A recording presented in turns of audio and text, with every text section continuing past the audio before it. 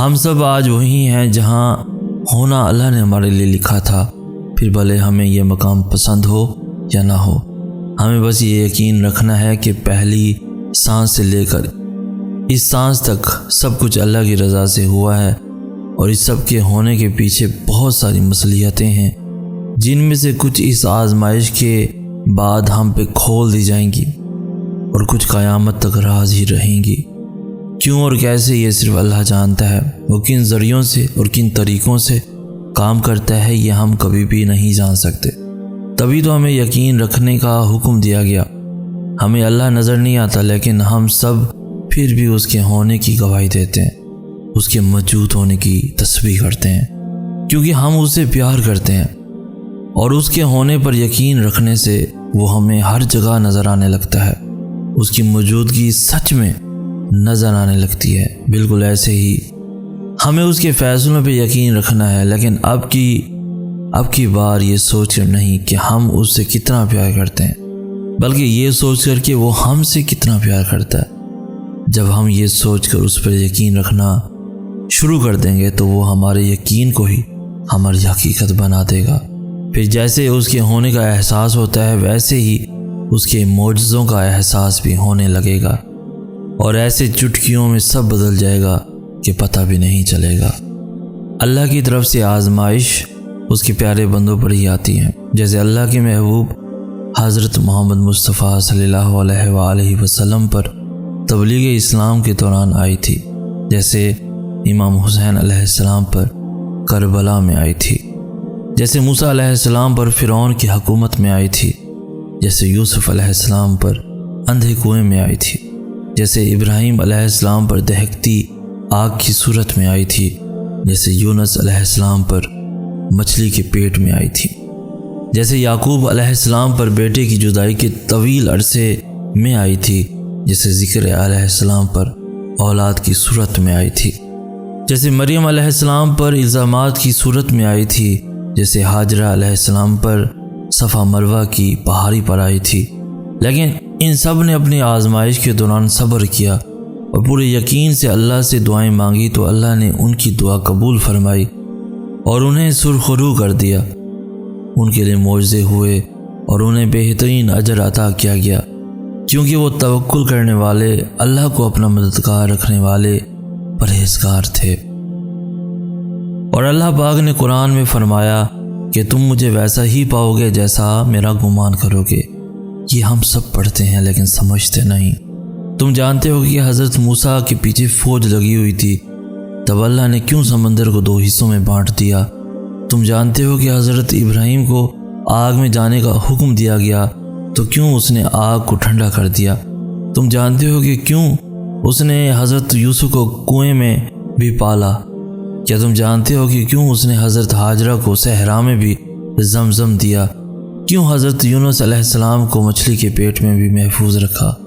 کیوں حضرت ذکر علیہ السلام کو عمر کے آخری حصے میں بھی اولاد سے نوازا؟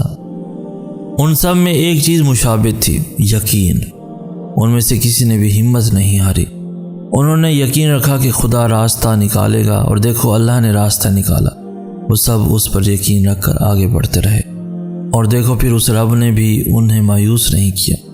اور توکل تو یہ ہے کہ راستہ نہ ہو اور تم کہو اللہ راستہ بنانے والا ہے، اور جب تم اس کا اچھا گمان رکھو گے تو یقیناً سب اچھا ہی پاؤ گے، اور پھر دیکھنا وہاں سے راہیں نکلیں گی جہاں تمہارا وہم و گمان بھی نہیں جا سکتا۔ لوگ کبھی بھی ان چیزوں کو تم تک پہنچنے سے نہیں روک سکتے جو اللہ نے تمہارے لیے لکھی ہوئی ہیں، پھر وہ کتنی ہی کوشش کیوں نہ کر لیں، کتنی ہی جان کیوں نہ مار لیں۔ جو تمہارا ہے وہ صرف تمہارا ہے، اور کوئی بھی اس حقیقت کو بدل نہیں سکتا، کوئی بھی اس حقیقت کو تم سے چھین نہیں سکتا۔ دعائیں تو چاند کو بھی 2 ٹکڑوں میں تقسیم کر دیتی ہیں، ان کی طاقت کے سامنے تمہاری یہ چھوٹی سی خواہش بہت بے معنی ہے۔ جب تم سجدہ کرتے ہو تو محبت کا حق ادا کرتے ہو، اور جب دعا کے لیے ہاتھ اٹھاتے ہو تو یقین کا حق ادا کرتے ہو، اور محبت کا تو یقین کے بغیر کوئی وجود نہیں۔ جس نماز میں دعا شامل نہ ہو وہ نماز ہمیشہ ادھوری رہتی ہے، تو پھر نمازیں ادھوری رکھ کر خواہشوں کے مکمل ہونے کی طلب کیسی؟ اور جب وہ تمہاری دعاؤں پر راضی ہو جاتا ہے تو وہ یہ نہیں دیکھتا کہ دنیا اس چیز پر مطمئن ہے یا نہیں، اور نہ اس کو اس بات سے کوئی فرق پڑتا ہے کہ اس دعا کی قبولیت میں کتنی رکاوٹیں ہیں۔ وہ جب ارادہ باندھ لیتا ہے تو ناممکن کی ساری گرہیں اپنے آپ ہی کھل جاتی ہیں۔ اللہ تعالیٰ کو بھی ہم سے یہی مطلوب ہے کہ ہم اسے یاد کریں، ہم اس سے محبت کریں، ہم اسے بار بار بلائیں، اس کے پاس جائیں۔ مگر مسئلہ پتہ ہے کیا ہے؟ ہم انسان اس کے پاس جاتے ہی تب ہے جب دنیا ہمیں توڑ چکی ہوتی ہے، جب ہمارے اوپر کوئی مشکل ہوتی ہے۔ حقیقت میں وہ سب بھی اللہ کے حکم سے ہی ہوتا ہے تاکہ ہم اس کی طرف متوجہ ہوں، ورنہ تم دیکھو خوشی میں کون اللہ کو یاد کرتا ہے، بلکہ ہم تو سب سے زیادہ ناراض ہی اسے اپنی خوشی کے موقع پر کرتے ہیں۔ سمجھ رہے ہو نا ان آزمائشوں کے آنے کا مقصد اور تمہاری پریشانیوں کے بڑھنے کا مقصد؟ اللہ تمہارے ساتھ ہے، اس کا مطلب یہ نہیں کہ تم ایسے سمندر میں سفر کر رہے ہو جس کی لہریں نہیں ہیں، اس کا مطلب ہے کہ تم ایک ایسی کشتی میں سوار ہو جسے کوئی طوفان تباہ نہیں کر سکتا۔ نتیجہ جو بھی نکلے یہ اللہ نے طے کیا ہے، اور یقیناً وہ جانتا ہے کہ تمہارے لیے کیا بہتر ہے اور کیا نہیں ہے۔ انسان کے دل میں اللہ کی محبت پہلی مکین ہوتی ہے۔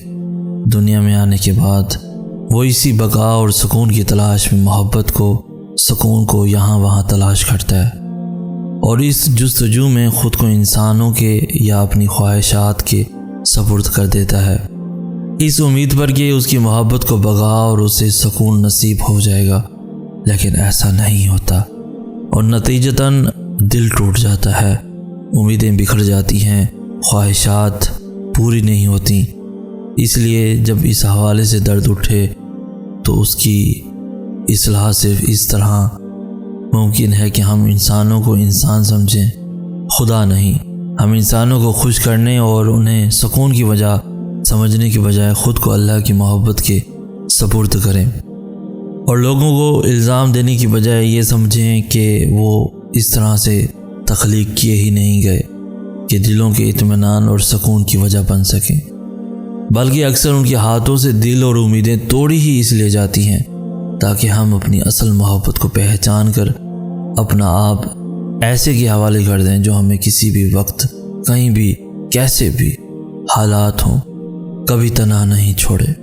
اللہ تمہیں آزمائشوں سے گزار کر آسائشوں تک لاتا ہے۔